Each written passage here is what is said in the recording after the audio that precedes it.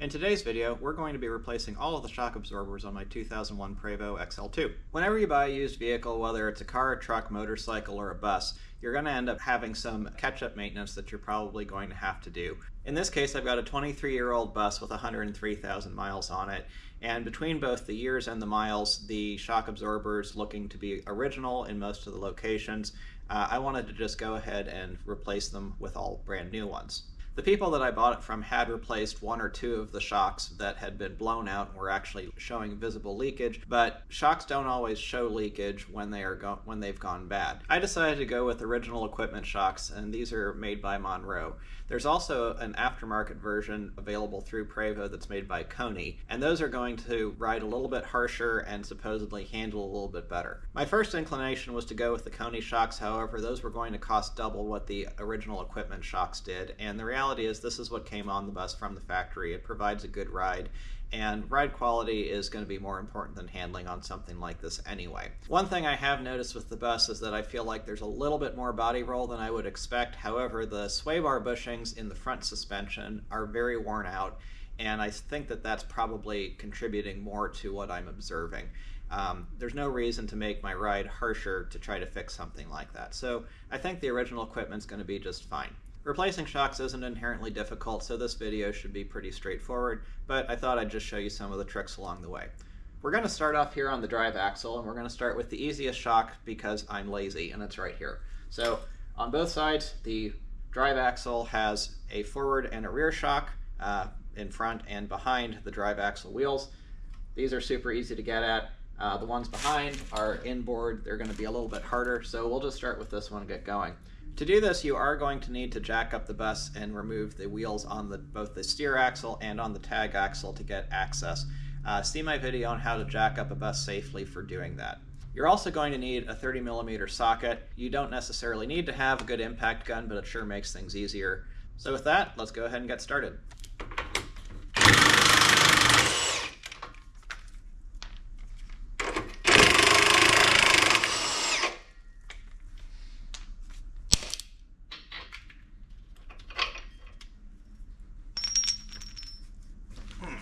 Of course.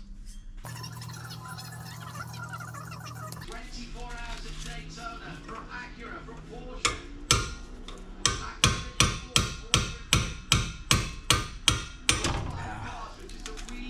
Once you get the bolts off, there's nothing that should be holding the shocks in place, but sometimes the rubber gets a little bit sticky.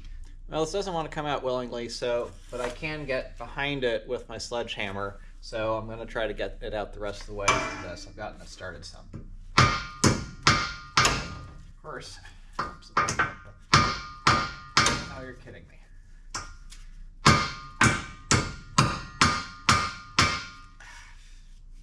Really?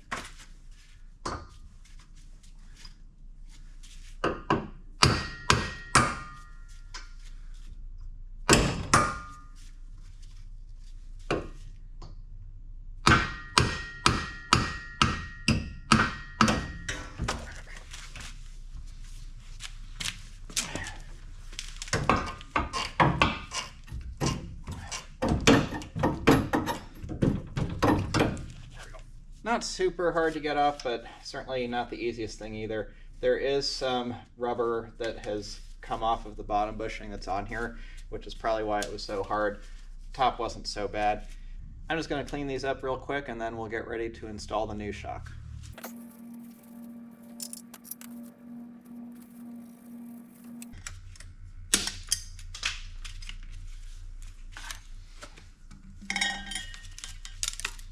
So the old shocks are definitely more worn than the new ones. I'll just show you here quick that as I try to compress them, you can see the old one on the left is compressing a whole lot quicker than the one on the right, and I was putting the same amount of weight into it. So I think that this is going to make a difference in terms of handling performance. I'm going to just put these on. I think I'll try to put them on so that the sticker is more visible rather than more hidden. Makes it look like it's not just a cheap no-name brand. Not that it really matters.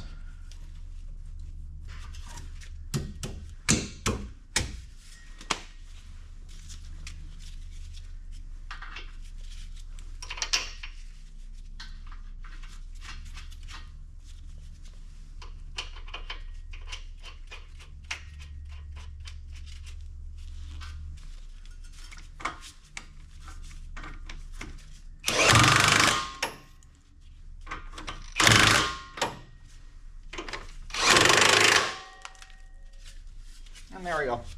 That is installed for that one. So now we'll take a look at what we need to do on the others. So now we're going to move on to the rear drive axle shock and then also the tag axle shock. I've already done the passenger side, and let me show you what I took out here. So in the passenger side tag axle, you can see same kind of shock. It's obvious which one is the used one, but this one is actually pretty new. It had said in the records that they had replaced one of the rear shocks because it was leaking. And if I push down on them, you can see that they're really basically identical. The only difference that you see is that the bushings look a little bit more worn on this one, but that's completely fine. Reality is I could have left this shock in and it would have been okay, but I figured may as well just do them all at the same time, that way I know what I've got. But this is the drive axle shock that I took out from the rear position on the passenger side, and it's been sitting for probably about 20 minutes now, and it has not returned to its normal height at all, and I did forcibly pull it out. The rebound is still fairly stiff, but the compression, well, actually it's even hitting a little bit there, so that's not what you want. But I did try the compression, and this thing's just completely dead. So good to replace this one, and I suspect that I'm going to find the same thing for this rear drive axle shock here, and then also for the tag axle shock. Let me just show you something quick. So if you look carefully, you can see that this bushing looks like it's worn enough that the shock is actually not even centered on the bushing. So this one looks like it's probably pretty worn, and I bet when I pull it out, I'm gonna notice that I'm gonna see exactly what I'm expecting. So then one thing I wanted to point out here, I'm gonna go ahead and pull off the rear wheels, both the dual drive wheels and also the tag axle wheel. For the tag axle, you really need to. The shock is located directly behind it. You can't, I don't think you could get that off with the wheel in place. But for this drive axle one, you probably could get it off if you tried hard enough. I don't think it's worth it. I'm just gonna pull the wheels off, not too big of a deal. So let's get these wheels off, get this side changed.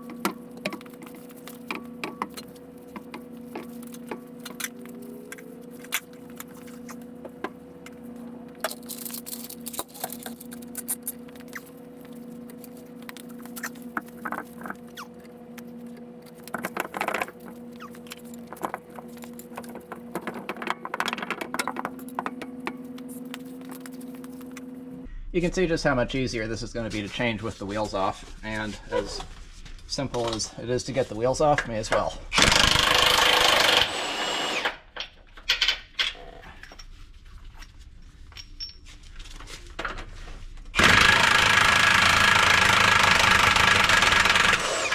Oh, that one came off a little hard. Well, let's see. Gonna bet this one's gonna need a little bit of oil. Eh, maybe not. Here comes this part.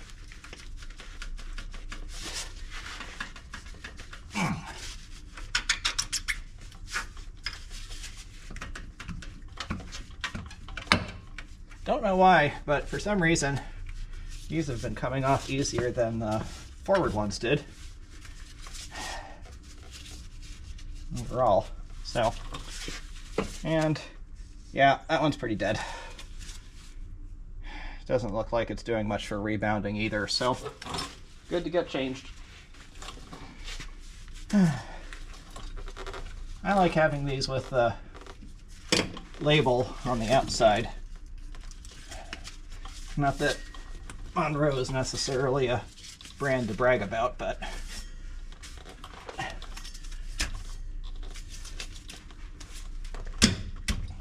least you know then it actually is a brand rather than some no-name.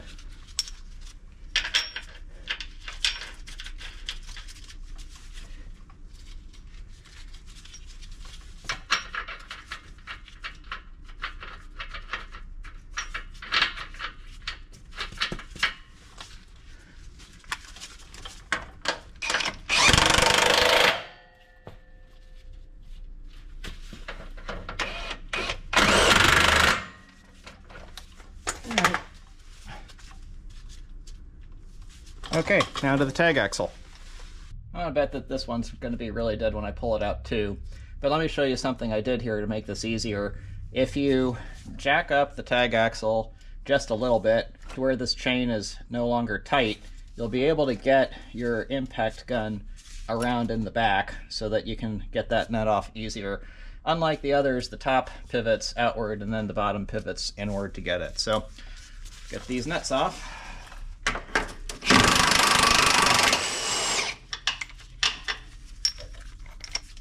You can already see how this bushing is not really doing its job anymore from being worn out.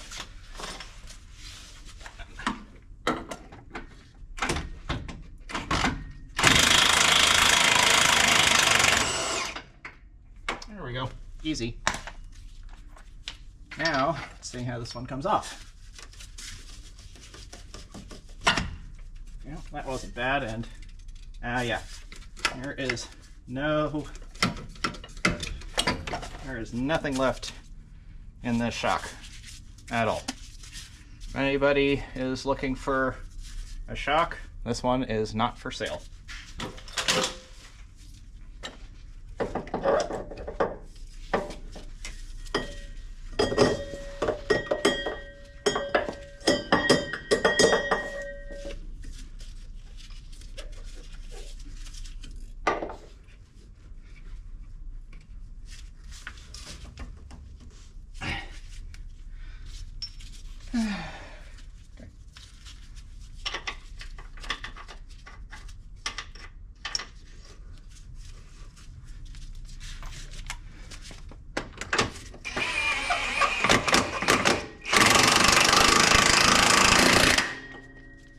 There we go.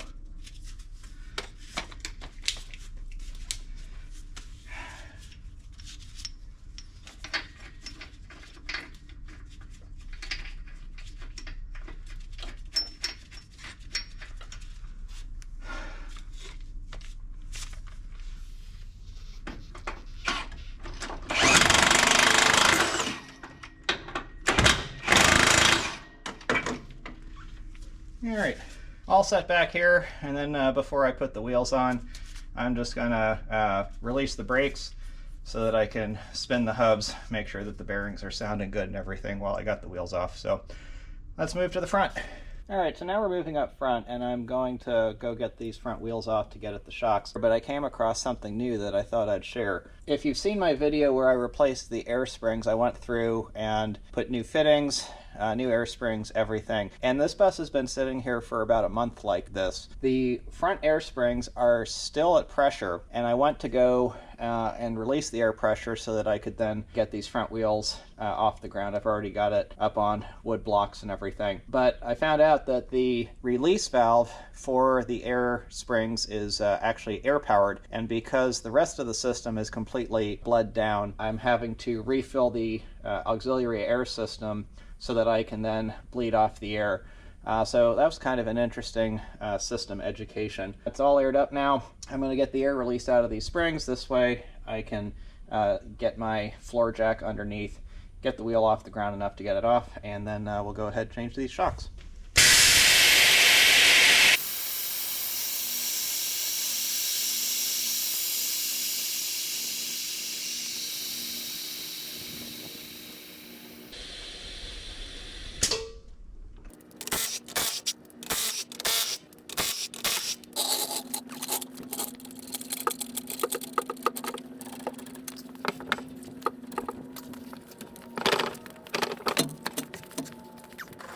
Well, this is why I wanted to do the fronts last, because I wanted to get the easier ones done first. So the front on the independent front suspension is tucked back in here, you got the one nut at the top, which there's not enough space here between the nut and this frame to get my impact gun on, so I'm going to have to get a normal wrench, do it the old-fashioned way. And then on the bottom, this nut's easy to get at right there, but let me show you a problem I have. So these are the two shocks that I got from Prevost, and you can see the one on the left, I'm just now seeing does not have a bushing in it. Clearly it got painted and everything, but it was obviously a defective one from Monroe, so I'm going to have to call them back about getting another one. The other thing is that these bushings for the bottom, where this part screws in, were not included, and I definitely want to replace those. So I'll get the old shocks out of the bus, but then I'm going to be stuck for a bit, and I'll call Prevost tomorrow and get the replacement coming for this one, and then the bushings for the bottom coming as well. I've got a few other parts for other things I'm doing that I need to order too, so oh well, let's get this shock out.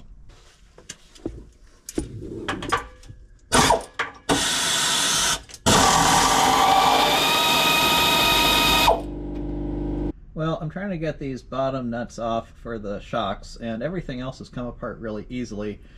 But on both sides, these are just not coming off at all. Even with my giant impact gun, all that's ended up happening is I've rounded out the nut side on the shock.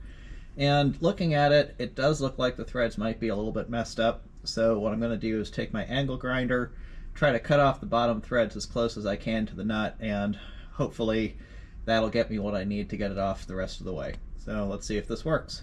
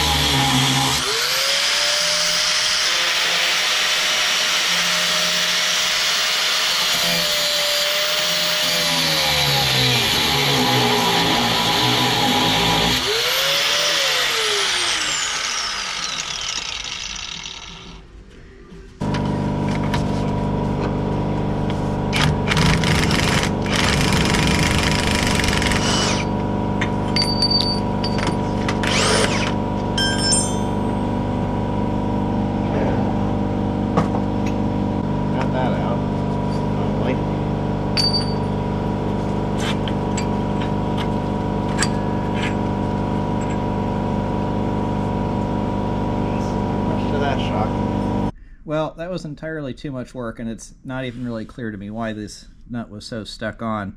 But what ended up working was basically chopping through the middle of it, and that got it loosened enough that I was able to then get it off the rest of the way with the impact gun. And once it got started, it was fine. Unfortunately, that means that this nut is not reusable, so I'm going to have to get another one, and I'm going to assume the same on the other side. The other thing worthy of note is this spacer here. This was in the center of these bushings, keeps them lined up properly. So I'm going to get my new bushings, at least get the top one, get that on here, and then I'm going to get this shock physically in place, head over to the other side, and see how that one goes. So I had mentioned before that this shock did not come with the bushing up in the top like it was supposed to, but interestingly, these red polyurethane bushings that are used on the sway bar are identical to what goes up here. So nice design by Prevost, and then that lets me get these a little bit stiffer. Well, the other side did not come off easier than this side, actually came off harder. I ended up having to cut both the bottom part of the stud off of the shock, then cut part of the nut off, and then finally cut the nut in half and then hammer it off with a chisel. I will say that the shock on the other side definitely seemed to be more dead than the one on this side for some reason, and after playing with the one on this side, I did notice some behavior that wasn't quite right. So I think it's probably good to replace them, but definitely the ones in the back needed it a lot more than these up front. But I wanted to show you the old bushings that came off as well. The top bushings were worn, and then if you look, like especially at this one, this is both a lot thinner and somewhat deformed versus these new ones right here. So I think it ends up being good to get these replaced no matter how you look at it. Since neither of these nuts are reusable, I have to get some new ones coming. These are fine thread nuts. I'm just going to order them from Prevost along with a couple other things I need. Get them coming here, but that's about as far as I'm going to get for today. So see you in a couple days.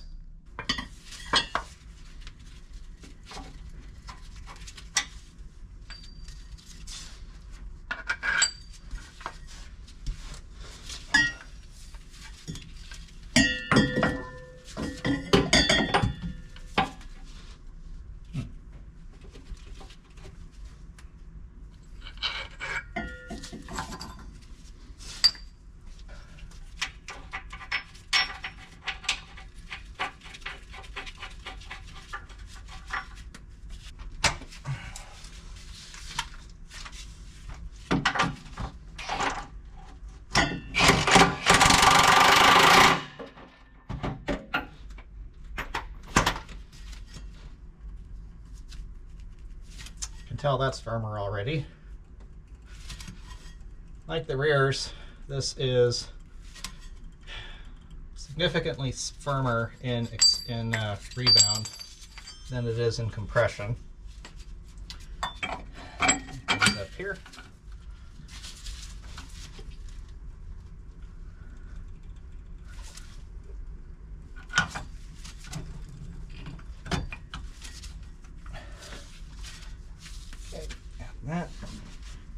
Well, it's been a few days and now I'm able to drive down the highway with the new shock absorbers in, and I'm happy to report that this is noticeably improved from before. It felt like the fronts were not all that dead when I pulled them, but I definitely feel like the front suspension as well as the rear is just more stable and more controlled. And it was good before. The Prevost just rides so nicely, and when you've got a vehicle that's got a very well-designed suspension from the get-go, a lot of times they can mask when you've got things like worn shocks or bad bushing or things like that. But this is just taking those bumps like they're not even there. It's really nice and very comfortable. Another thing I did at the same time was I changed the sway bar bushings, and I've got a separate video on that, and that's also definitely helped. But you can tell that the shock absorbers are definitely doing their job better over the bumps. So this was a very worthwhile job to do and really not all that difficult. The fronts were by far the hardest, but even then, none of it's too hard. I'll have links in the description to some of the tools that I use to make all of this easier, but hopefully if you're thinking about whether or not you want to do this, I would definitely say go ahead and do it. I don't have any regrets at this point going with the stock shock absorbers over the Konies. This thing still behaves very well. It's actually pretty windy today, and even with significant crosswinds, I'm not feeling the bus getting rocked around or anything like that. So I hope you found this video useful. Hopefully it encourages some of you to go out and do this job on your own buses if you're considering doing it. As always, leave any questions down below in the comments, and thanks for watching.